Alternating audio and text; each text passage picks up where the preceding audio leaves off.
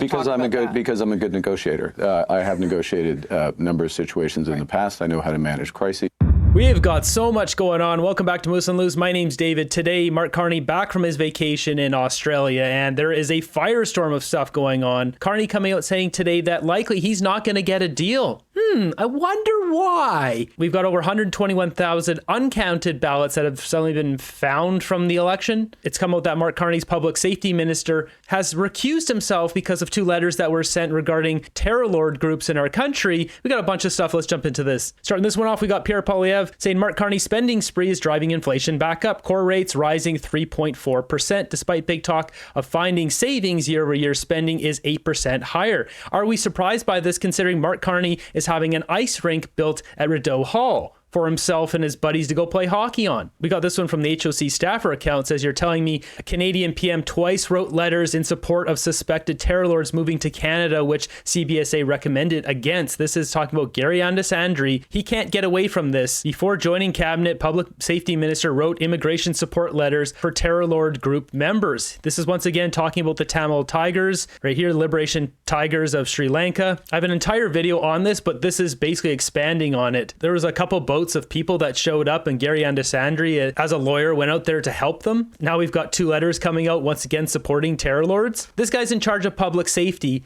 and he supports terror lords. We see here Mark Nixon posting this un-effing believable. Gary Andesandri wrote letters urging Canadian officials to approve immigration application of a man they had determined was a member of a terror lord organization. Not only are the Liberals letting them in the country, they're helping them get into the country. The letter is dated 2023 and 2016. Thanks, Gary. How about you go to prison? Got this one from Larry Brock. Says Liberals handed out GC Strategies nearly $1 billion in contracts. Now we find out the companies behind it failed 16 audits. This is a big money laundering scam. They're stealing our money. This isn't just another Rivecan boondoggle. It's government-backed scheme that misused a program meant for Indigenous businesses. Canadians deserve full transparency, not one-page summaries and silence from the Liberals. Misusing the Indigenous program, it immediately rings the bell of strong eagleman Randy Boussinot. These people all have to be put in jail. 50 years in jail for stealing tax dollars. We keep going around in circles. When is someone going to be charged? It's astonishing to see Liberals defend every unethical thing Carney does. I understand now how H-guy, WW2 guy, got his supporters to trust him. Isn't that the truth? Got this one from Blacklock's reporter. 121,000 mail-in ballots went unaccounted for. Why is this coming up right now? We're talking months after the election, and suddenly we have all these ballots that weren't counted. Elections Canada did not say whether the remaining 120,641 went unused or were late returns. The agency, May 7, apologized. This is ridiculous. You have the Terrebonne riding, which came down to one vote, and now suddenly there's 120,000 votes that went unaccounted. I have more opinions on this, but this platform doesn't allow me to share those opinions, so I'm going to move on from this story. We got Pierre Poilievre blasting Mark Carney. It's bombshell news dropping right now. Prime Minister Carney is now conceding that American tariffs on Canada will be part of an eventual deal. Another unilateral concession from a man who said he would never back down to the U.S. president. That's talking about this. Mark Carney says chances are low for tariff-free deal with the U.S. Oh, really? Why is that, Carney? Is it because you got 534 investments in America? Who's working for Canada and who's working for America? This is Mark Carney's investments here in America, and here's his investments for the rest of the world. Most of this is the UK, Netherlands, one in Luxembourg, Japan, Ireland, and as you can see, I'm verifying a bunch of these. He does in fact have 3 investments. We're back up to 3 in Canada. Lululemon has just been added to the list. People said it was crazy when I said I had a theory. Mark Carney's working with Donald Trump. He's working for America, not Canada. A guy like Mark Carney, greed drives his every decision. With that, he did give a brief statement here outside Parliament. First thing to say is the government has consistently stood up for Canadian workers and businesses throughout these negotiations, will continue to do so. I expect that the discussions will intensify between now and the end of the month, and we'll be working hard on that. At the same time, we need to recognize that the commercial landscape globally has changed. It's changed. I'm sorry, what? The commercial landscape has changed and now we need to switch to EV green projects that you're invested in Brookfield? Is that what you're saying? Sure seems like it. It's the large polluters that pay. Now, those large polluters today, what they try to do is reduce their own emissions. If they don't get to certain levels, depending on the sector, they pay the producer carbon tax, the OPBS system as a whole, as you know. They have an option to buy carbon credits, which reduces the tax they pay. That market doesn't function very well. That carbon credit market doesn't function. Yeah, because people aren't buying into your scam, Carney. He's been pushing this for a while. I've been banging this drum for months now. Let's hope the general public finally picks it up. In a fundamental manner, and we will continue to focus on what we can most control, which is building a strong Canadian economy. And that's part of what we'll be discussing in Cabinet today. And a strong Canadian economy, to be absolutely clear, includes a strong steel industry. It includes a strong Canadian auto industry, a strong Canadian aluminum industry, copper industry, and others.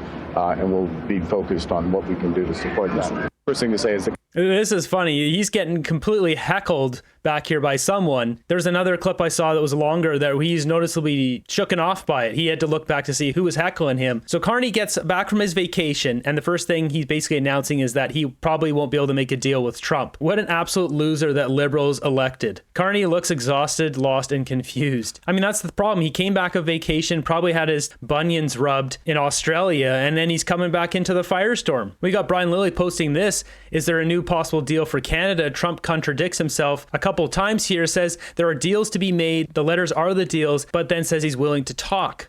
You've praised European countries today as standing up for Ukraine, as being strong. Will you allow them to continue to negotiate tariffs lower than 30% before August 1st, or is the deal set at this point? What does that mean? You mean you're talking about the tariffs? On trade, on tariffs. You're back on tariffs. You're on a more friendly tariff, right? A little bit more friendly tariff. Perhaps.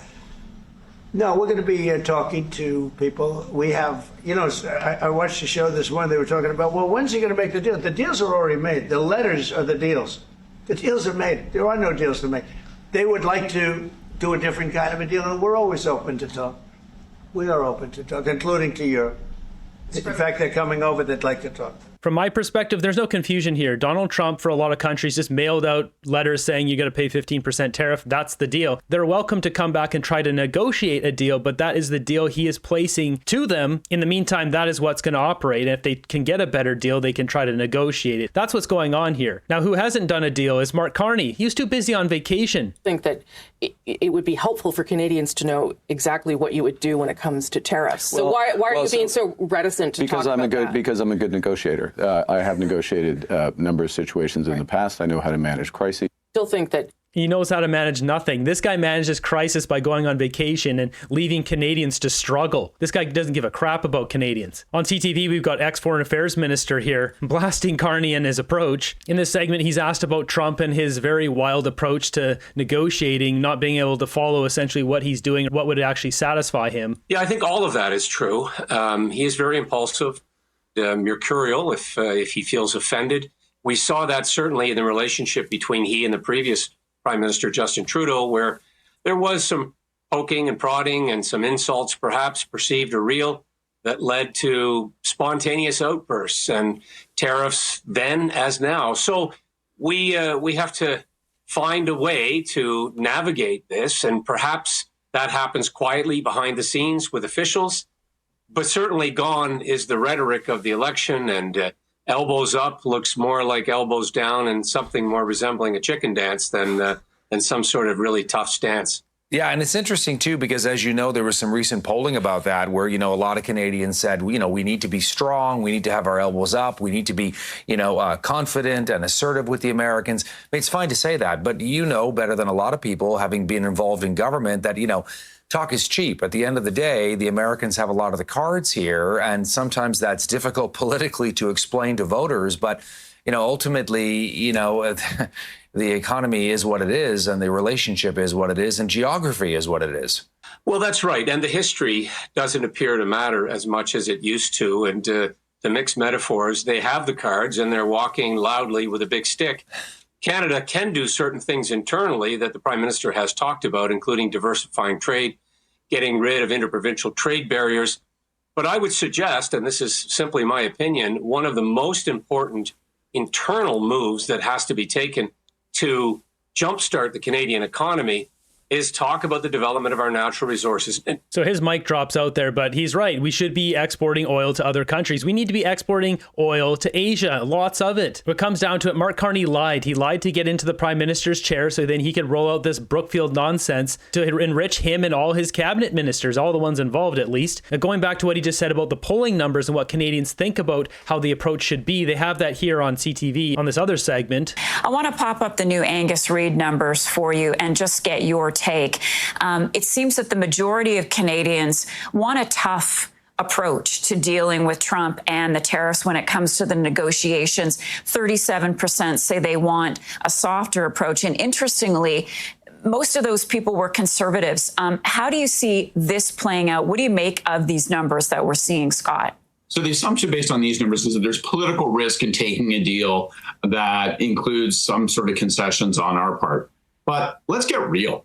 Hard and soft are almost grade school terms for a situation like this. We're talking about jobs or not jobs. We're talking about having industry or not having industry. So if you're the prime minister, you look at these numbers and you shrug your shoulders and say, I don't have the luxury of taking that position. He can't, for the sake of his political ego, say, you know what, Donald Trump, go fly a kite. I'm not interested in any deal but the best possible deal and a perfect deal for Canada. The truth of the matter is we're going to have to make trade-offs. And here's why. They're 10 times our size.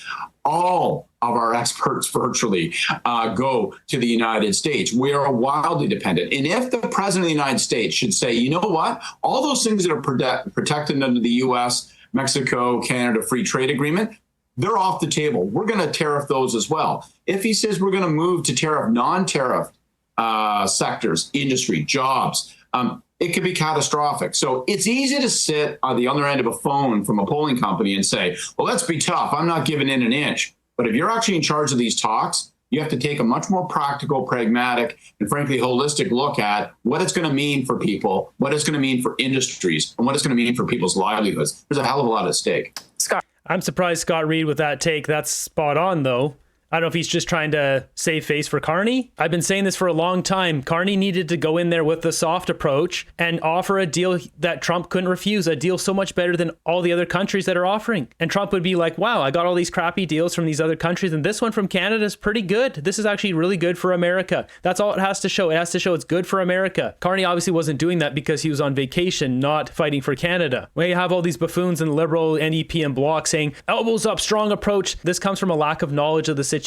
You have to understand that America's economy is 12.7 times bigger than Canada's. There's no hard approach when you're the little dog. It's like a Chihuahua trying to go after a Rottweiler or a German Shepherd. Like, obviously the German Shepherd's going to win. That's why it has to be a deal that's so good that's like, you know what? I'm going to do a good deal here with you because I got all these other bad deals. And Trump's the kind of guy who wants to announce these deals. He had a TV show, The Apprentice, the whole thing. He knows how to bolster. He loves to have the praise. Even back in his real estate days, they found out that he called into the radio stations to give gossip up about himself, so people were talking about him. He wants to be in the media. Give him something good to talk about, especially when there's bad deals rolling in. So as you see here, 54% of conservatives got it, that the soft approach was the only approach here. And if you look at Mark Carney's investments, it's no wonder why there's no deal coming, because he's working for America. I've been saying it for months now. If he cared about Canada, if he really was a real Canadian, he would have more than 3 investments. In other news, we got organized crime group linked to bad times home robberies taken down. Look at these scumbags.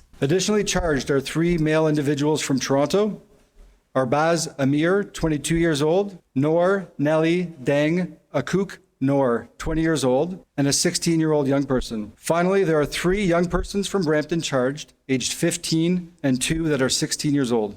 So these guys are all from South Asia, aged 16 to 24. They need to be stuck in jail for 10 years doing hard manual labor. They need to be cleaning toilets and sewer systems for the next 10 years of their lives. So jumping over to global news here, the Trump news isn't over. We've got Trump now forcing Putin to end the conflict with Ukraine on a 50-day timeline. 50 days or else. That's the warning from U.S. President Trump to Russian President Putin to end the war in Ukraine. After touting his good relationship with Putin, Trump now says he's unhappy with the Russian leader, saying he's been all talk and no results. So before they start showing military pow-pows and stuff, which I can't show on the channel, basically Trump is now saying he's going to send some more of those pow-pows to Ukraine. He'll probably ramp up and give bigger and better pow-pows, but he wants to get the EU to pay for them, and then Ukraine can use the pow-pows to really push back on Putin. Putin has pissed off Trump. Bad move. He made Trump look like a fool, made him look like his judgment was bad. And Trump's not having this. Bad move, Putin. So something's going to happen here in the next 50 days. I can't see this going on. Either Trump's going to get America more involved, or Putin's going to finally back off, and that'll be it. In other news, too, I saw North Korea is threatening to go at America as well. So we'll see what happens with all this.